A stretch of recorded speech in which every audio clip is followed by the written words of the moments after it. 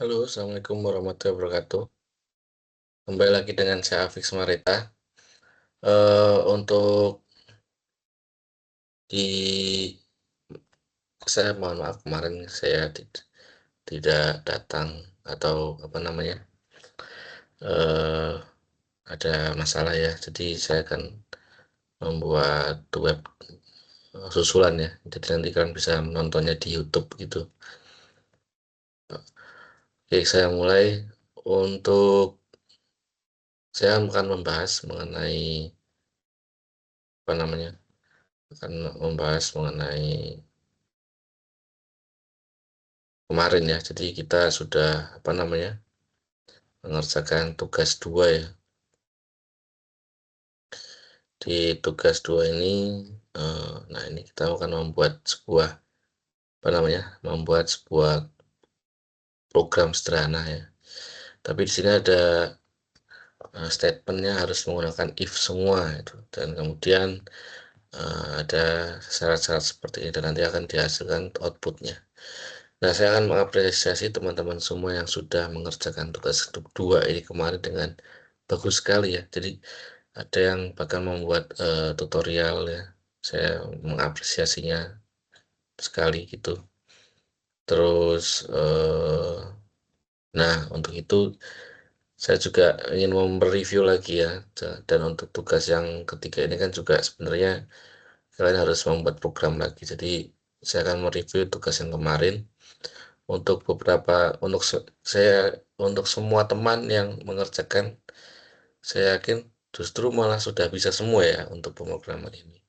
Kalau saya lihat itu teman-teman justru kesulitannya itu di tugas satu yaitu membuat flowchart itu banyak yang salah. Sebenarnya di tugas pemrograman ini tuh saya yakin banyak yang benar gitu.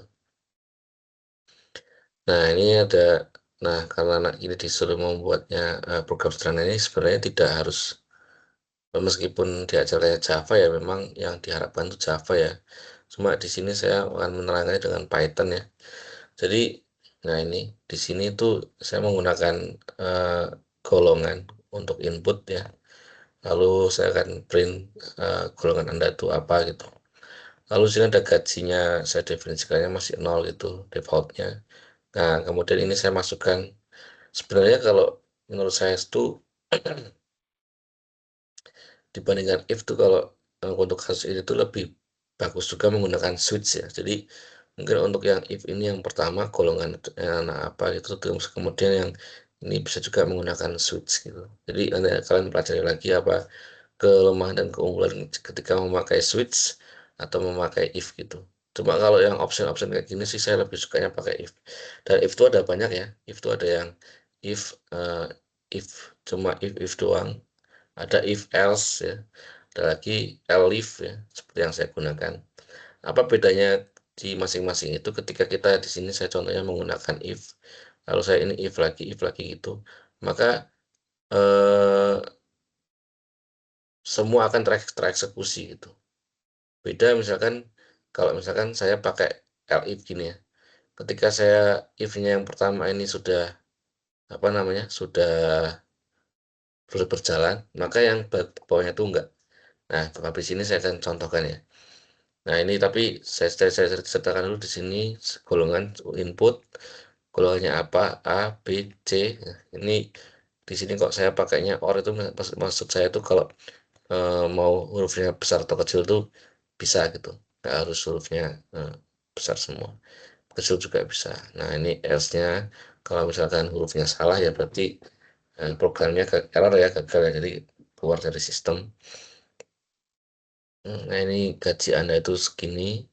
Lalu masukkan lembur Anda. Nah, lemburnya ini nanti kalau misalkan lemburnya 0 berarti Anda nggak lembur ya. Jadi nanti akan exit gitu. Kalau lemburnya 1 jam, gajinya kalikan 0,30 atau 30%. Lemburnya 2 jam itu 0,32%. Nah, lembur. Nah, ini seperti itu sampai bawah. Nah, total gajinya. Nah, ini saya akan coba run. Misalkan saya golongannya A ya, golongan A itu kan 3 juta. Nanti kalau saya lemburnya misalkan 1 jam ya, golongan A ya ini. Nah, itu sorry di sini gaji Anda sorry 5 juta ya, 5 juta. Misalkan saya lemburnya 1 jam. Nah, berarti 1 jam itu 30% itu 1.500.000. 5 juta kali 30% itu kan 1.500.000. Nah, berarti total gajinya itu di akhirnya adalah 6.500.000. Seperti itu. Jadi ini adalah contoh program yang pakai Python ya, pakai Google Colab gitu. Jadi kita nggak perlu install gitu. Oke, saya contohkan lagi, misalkan ini kan A, B, C. Nah, coba kalau kita yang lain, tadi kan saya masukkan A, kalau saya masukkan D gimana? Nah, kalau D itu sistem exit ya, karena salah, nah, masukkan huruf yang salah. Nah, kalau masuknya huruf yang lain, misalkan T, juga dia sistem exit juga ya, di sini, salah gitu. Nah, misalkan saya nggak pakai L if ini ya, saya pakai if semua gitu. Apa yang akan terjadi? Nah, saya pakainya if semua. Nah, terus saya masukkan D misalkan. Oh, terus saya jangan masukkan D, saya masukkan apa? A ya. Nah, dia akan sistem exit tuh. Dia akan sistem exit. Kenapa? Karena di sini ya saya pakainya if. Jadi kalau menggunakan if-nya if doang ya. Kalau misalkan saya masukkan A gini, else ini akan tetap tereksekusi gitu ya. Jadi if misalkan saya masukkan A udah bener, tapi B pun akan tereksekusi E. Kalau A-nya bener, ya berarti habis itu else-nya akan tereksekusi. Jadi tetap aja, tetap aja dia tereksekusi. Beda kalau kita menggunakan else if ya, itu kita enggak. Nah, ini dia akan else-nya itu pasti akan tereksekusi. Nah, ini makanya saya nggak tahu kalau Java ya akan seperti itu juga atau enggak, tapi kalau eh, alhamdulillahnya Python itu sudah seperti ini gitu. Karena kalau nggak seperti ini, kita akan kebingungan ketika membuat sebuah algoritma gitu. Nah, kan? Ini if-nya dia, else-nya nih nggak tereksekusi gitu. Nah, ya, 4 jam. Oke, mungkin karena ini sistem exit, jadi kalian agak lumayan bingung. Coba sistem exitnya saya delete aja. Nah, misalkan saya masukkan golongannya itu A tadi itu. Terus gua, nah di sini bisa dilihat ya.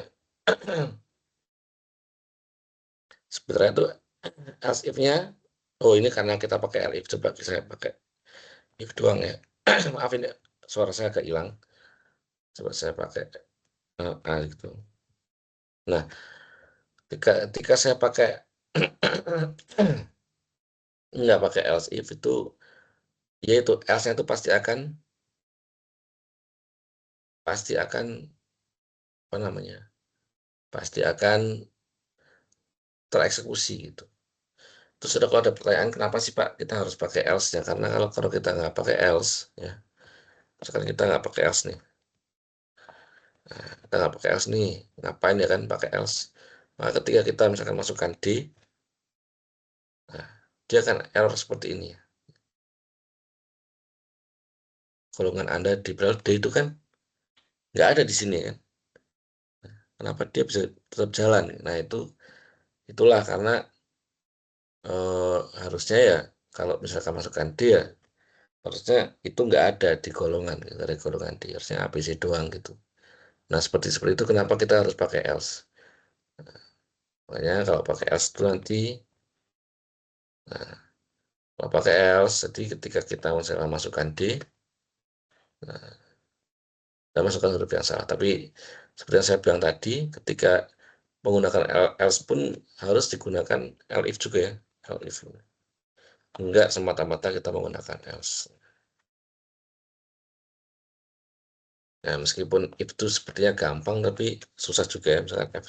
Nah, F, nah, kita masukkan huruf yang salah. Cuma ketika kita masukkan huruf yang salah, ya harusnya programnya berhenti ya, jangan lanjut gitu maksudnya kan.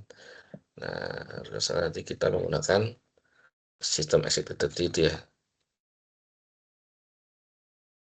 Jadi ketika misalkan D gitu, ya udah berhenti ya gitu. Misalkan kita play lagi B gitu, ya udah gitu dia akan berhenti. Kita misalkan masukkan yang benar ya kayak C gitu. Nah, misalkan gajinya 5 gitu. Nah, ini gaji paling banyak nih. Dan dia golongan C lemburnya 5 jam lagi ya kan. Dia dapat 13 juta. Seperti itu. Jadi teman-teman, meskipun kalian menggunakan di sini di contoh kita menggunakan if doang ya.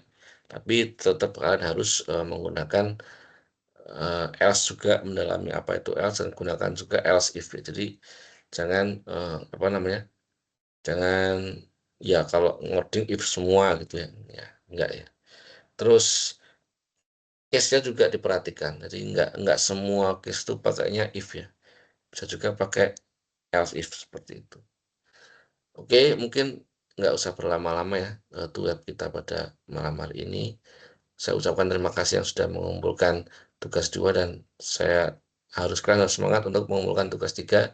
Jangan sampai mepet ya, karena kalau mepet ya gimana ya, kalau kalau mepet tentu penilaiannya akan berbeda, karena teman-teman kalian ada yang kemarin sudah ada 4 sama 5 orang itu sudah mengerjakan dari awal ya.